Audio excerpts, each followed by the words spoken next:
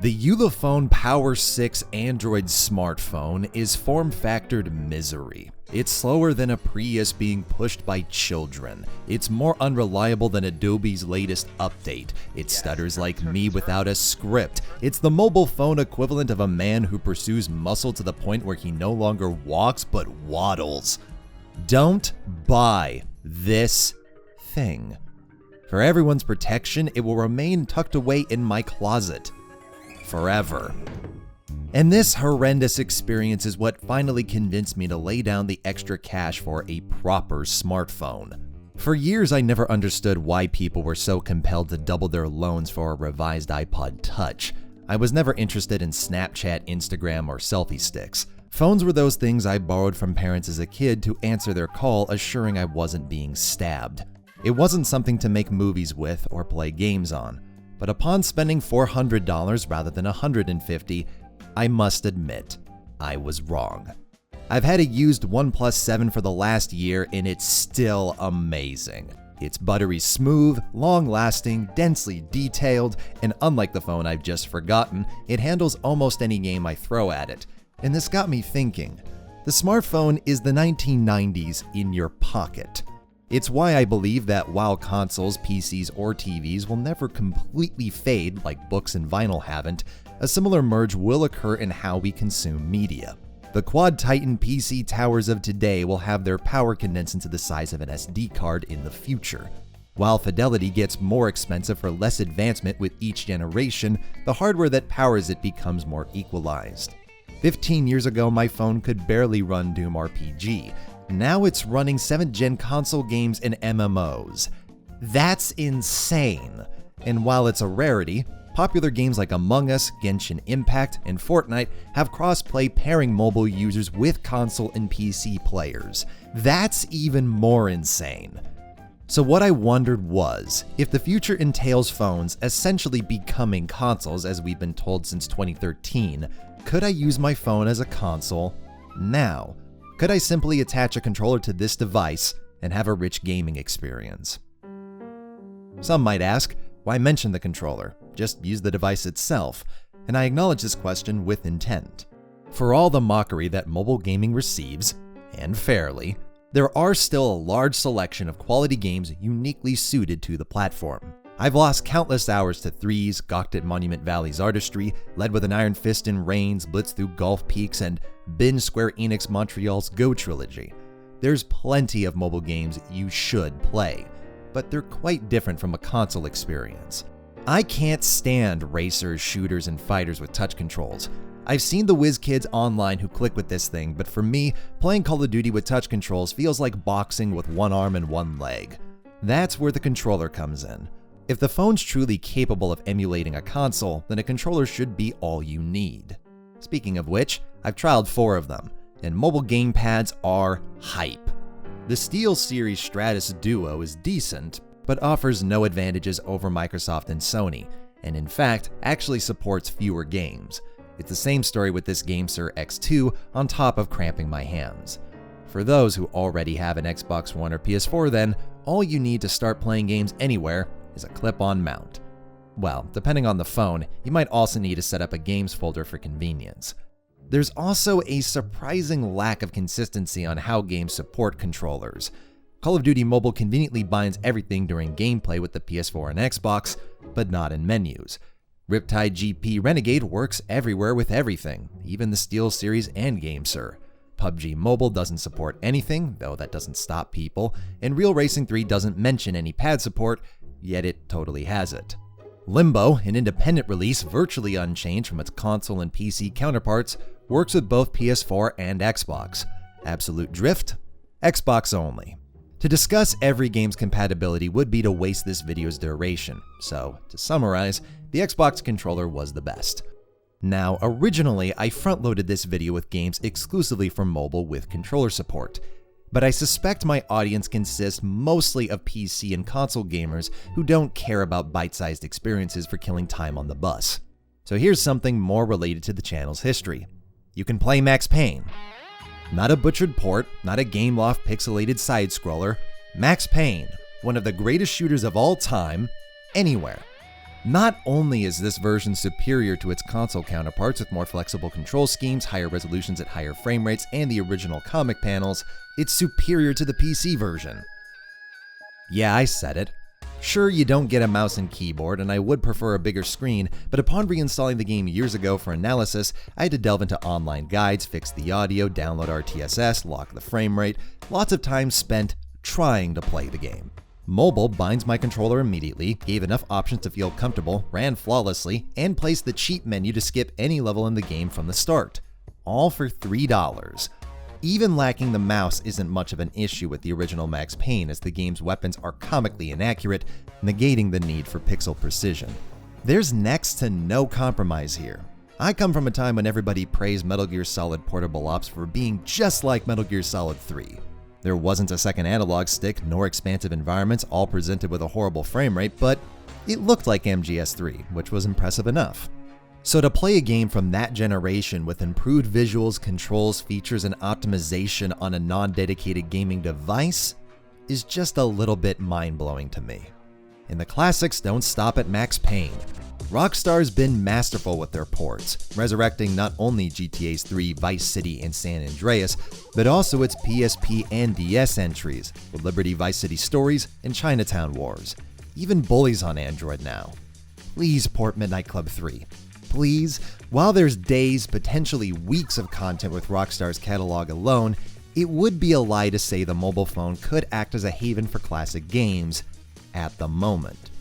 Others have been slow to catch on, but Bethesda's ported over Doom 1 and 2, and EA released, of all things, Knights of the Old Republic with little compromise. The dialogue tiles are a tad garish in the latter, and the former doesn't have the mod capabilities that have kept Doom alive for 30 years. But as before with the PSP, I binged Doom on Xbox Live Arcade with lower frame rates and resolutions, and KOTOR was far more prone to crashes on my PC. The mobile phone no longer entails a downgrade like before. It plays classic games as they were intended by the developer, and even refines them. The library for these games is small at the moment, but I can't see any technical reason why it couldn't be expanded upon. There's so many games from past generations people didn't get to experience, be it age ratings, low sales, or platform exclusivity. Games that are still enjoyable and playable on hardware that can fit in one's pocket. Thankfully, there's another component of this industry receiving more attention on mobile: indies. There's so many. Ones I happily revisited, ones I've been meaning to try, and ones I fell in love with. This was my first time playing Door Kicker's Action Squad, and I just can't envision my affection for it was at all dampened by playing it on mobile. I've got all the same content, controls, and configurations as PC other than co-op. For $3 rather than $15, you get a beautifully built action side-scroller with none of the mobile cliches. There's no microtransactions, time limits, advertisements, or annoying tutorials. It's a complete and compelling experience.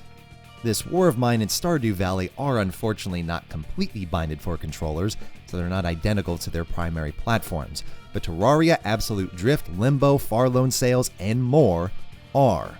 I'm enjoying Dead Cells even more on the phone, being one of the reasons I don't binge roguelikes on PC stems from me preferring a journey or world to explore when sitting down to play, rather than mustering up the will to repeat the initial stages that roguelikes demand. But for mobile, those 10 to 30 minute runs are perfect, and quickly stack over the weeks and months, not unlike 3's. This for me, alongside Max Payne Mobile, is the benchmark, the unfiltered, uncompromised experience. The small screen is the only difference between the two. Perhaps the success of these games is why porting has grown beyond the independent and 6th generation. Bright Memory may still be a game made by a single developer, but it's hard to confuse with Stardew Valley. These are the sorts of games phones were excluded from playing not long ago. Early action attempts such as the Modern Combat series weren't nearly up to the playability of console shooters, visually or in how they controlled. Now, it's getting there. Bright Memory Mobile isn't to the standards of Max Payne or Dead Cells. Controller support exists, but it's overtly running through the touch buttons rather than replicating the native PC and console inputs. For instance, you can't walk forward in ADS, because holding the analog stick fully forward automatically sprints. None of the controller functions are labeled, and QuickTime events are still using the touchscreen. It's unpolished, much like the game itself. But it's hard to imagine if this much action at a stable frame rate is possible. What's stopping Gears of War, Bulletstorm, Borderlands, or any other Unreal Engine shooter? Granted, those games are far denser in content than this 48-minute romp, but as we're about to find out, I doubt that would prevent anything. The amount of enemies on screen, visual effects, smooth animations, and immediate feedback, it's all in line with the original. I wouldn't be convinced this is a console game, but it's definitely bright memory, and during the best fights, when you're not trying to ADS forward, the immersion is 90% there, more so than previous attempts I've seen of handheld FPSs, with Killzone Mercenary maybe being the one exception at half the frame rate. And unlike Mercenary, this is all for a game made by one person. So what about a game by a large, globally known developer? Grid Autosport is quietly one of my favorite driving games I cut my teeth with back on the PS3.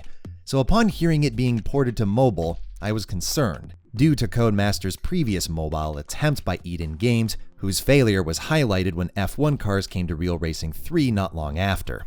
Thankfully, Autosport was done by veteran partnering division Feral Interactive, who've also ported Company of Heroes, Rome Total War, and Tropico to mobile, and XCOM 2 to iOS.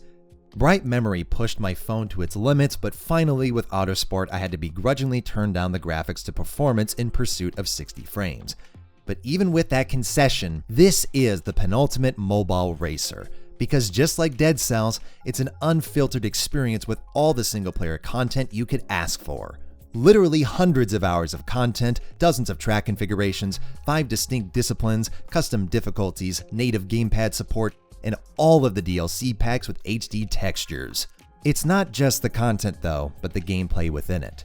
This isn't Real Racing 3 where the limits of grip are communicated via the car snapping out of line rather than naturally building to a slide. I believe this is done to make up for a touchscreen's lack of tactile feedback, but judging from Autosport's positive reviews, it's not necessary. All of the depth and grip limits, body roll, elevation, AI, and most importantly, the vehicles, remain here. In fact, that's almost Autosport's issue.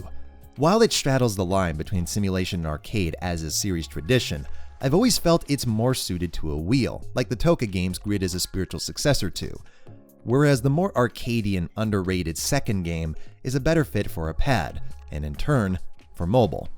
But one shouldn't look a gift horse in the mouth.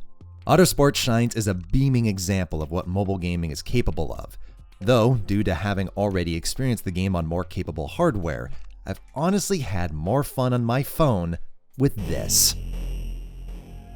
Let me preface something. Fuck Gameloft. It's one of the most shamelessly unoriginal studios on the planet, ceaselessly spamming out the shovelware shit you'd find at the bottom of a Wii-labeled barrel with enough predatory practices to make the founder's psychotic brother piss himself in furious envy. This cynicism black hole has infested the industry for 20 years, all to sell 95.94% of its soul to a corporation whose only saving grace is they're not Tencent. However, I am hard, but I am fair. Credit must be given when it is due, and Asphalt 9 is the best Burnout game released since Criterion used the brand. While it can't match Autosport's inherent fidelity, Asphalt 9 is an impressive-looking game compared to most on the platform. Most without destruction effects as thrilling as they are detailed. Though part of the satisfaction is spin-kicking a 2-ton hunk of metal at high speed, or boosting during a barrel roll to demolish a swarm of cops. The game's physics, presentation, destruction, and pacing might be completely different to Burnout, but it tickles the same caveman brain's lust for chaos. Asphalt's detail extends to its stages, packed with immense jumps, multiple routes, scripted events, and environmental effects. The post-processing heightens gameplay. Reflections, particles, droplets, and sun rays sell the spectacle rather than obstruct vital information. You're not balancing the throttle, preserving tires, or going wheel-to-wheel with opponents. At least, not without contact. And that's what makes the gameplay so great. It even does a better job of personality than most arcade racers, with an excellently curated soundtrack, slick menus, and distinct locations. This is what native mobile gaming by a company I loathe is capable of. Asphalt 9 isn't good for a mobile game, it's good full stop, being enjoyable on a PC or a phone. Though it must be said, not all mobile games are so universally compelling. Call of Duty Mobile very much deserves its subtitle. Not to say you can't have fun with it. Shotgunning players on shipment is fun, regardless of how you're doing it. There's just no getting around the fact that while it's got the animations, presentation, weapons, maps, and characters of Call of Duty, it doesn't feel like it. More like a hazy, hungover memory. You can't plug in a gamepad and be convinced you're reliving Black Ops 2, even with familiar weapons and maps. Controls are remarkably stiff, more so than bright memory, once again feeling like the gamepad's running through an interface that didn't originally take it into account, because neither did.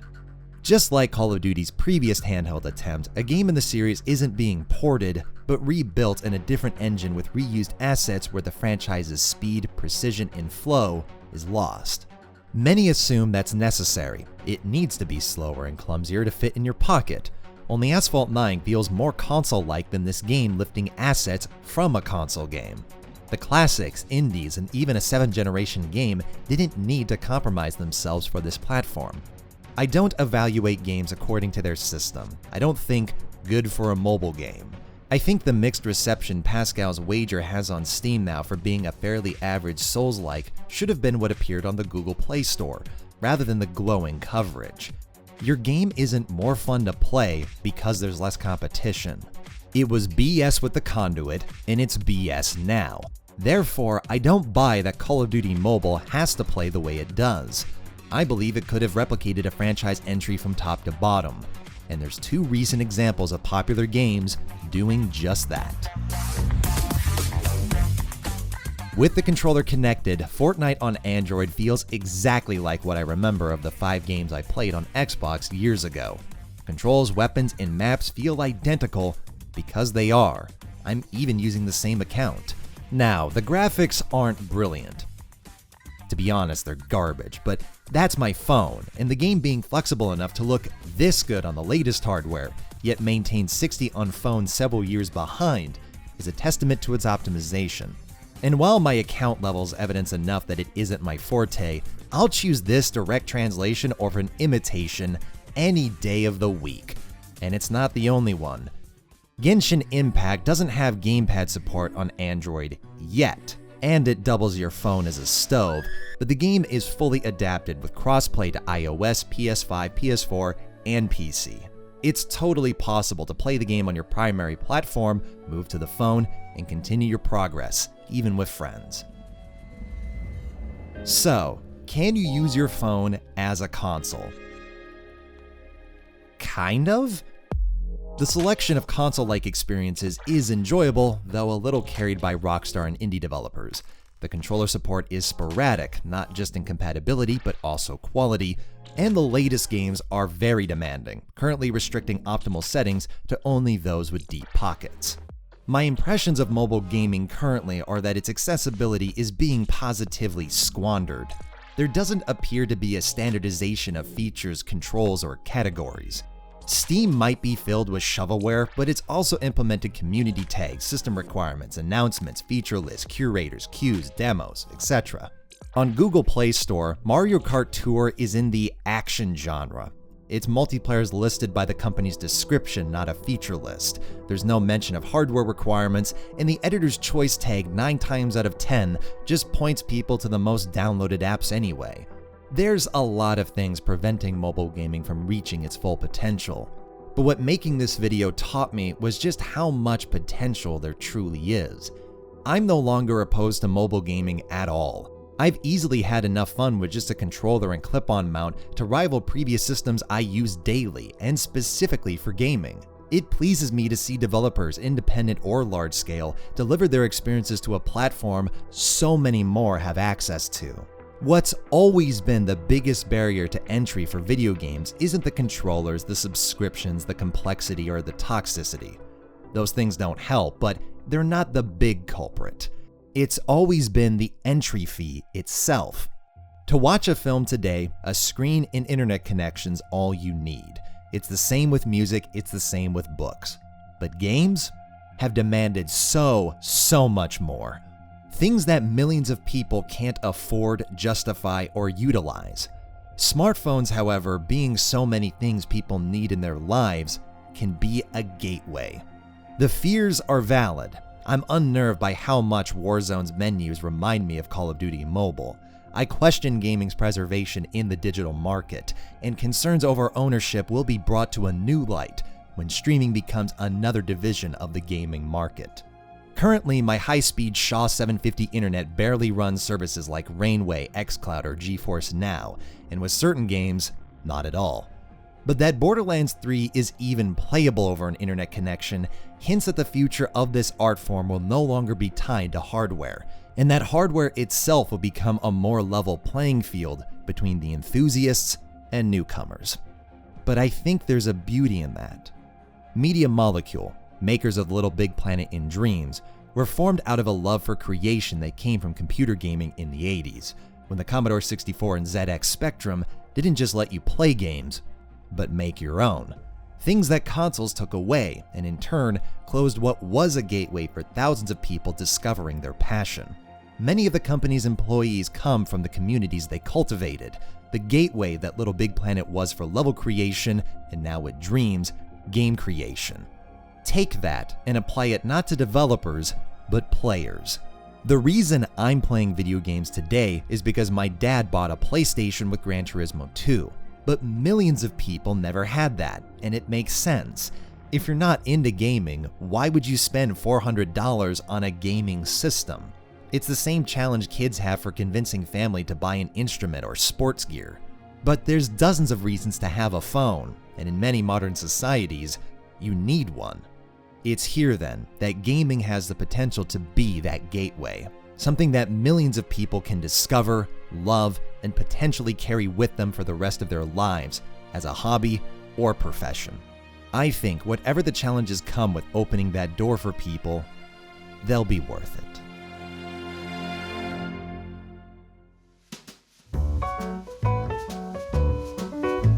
Hey Sony, if you're gonna make it impossible for people to purchase your Vita games this August, I know a market that'd be perfect for them.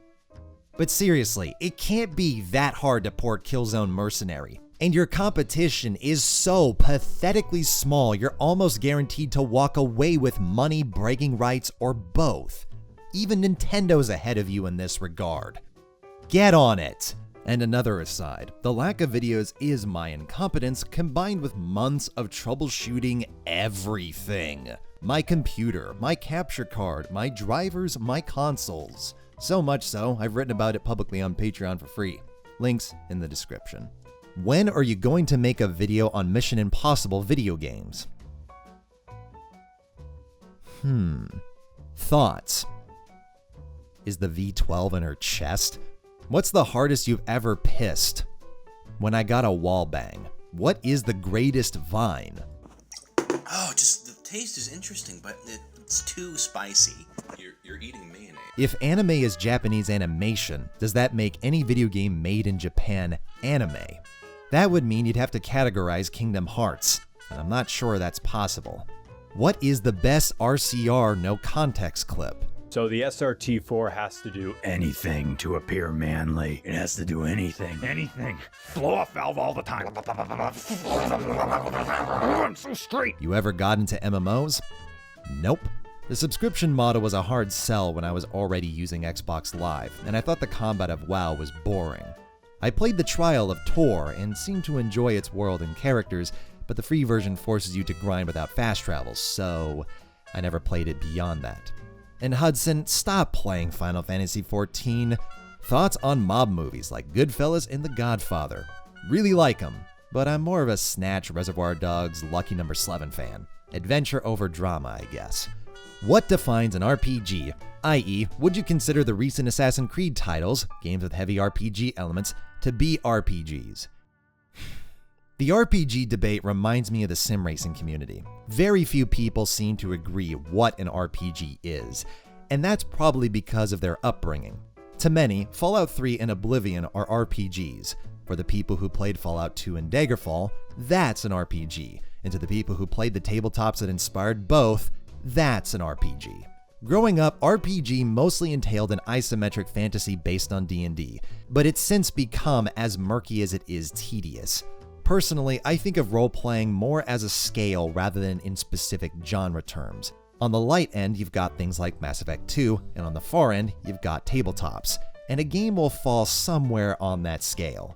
So, to the example of modern Assassin's Creeds, based on what I've seen, that's on the lighter end. But if someone wants to call that an RPG, I won't fight them about it, because rarely do I find that it pertains to a game's quality. If it did, everybody would think Mass Effect 1 is the best of the franchise, yet most people I've spoken with don't. Where the fuck do I get Driver San Francisco on PC that isn't overpriced or illegal? Welcome to my life. What is your favorite shit vehicle? The Suzuki Liana. How to pronounce Guillermo del Toro? I don't know. What is your favorite Halo Reach game mode and why is it degenerate 2K21 Griffball? Invasion. Obviously. If you had to choose any car to get into a crippling wreck in, what car would it be? A Volvo. Because as I've learned firsthand as a 6-year-old in the back seat, the car will be fucked. But you'll be fine.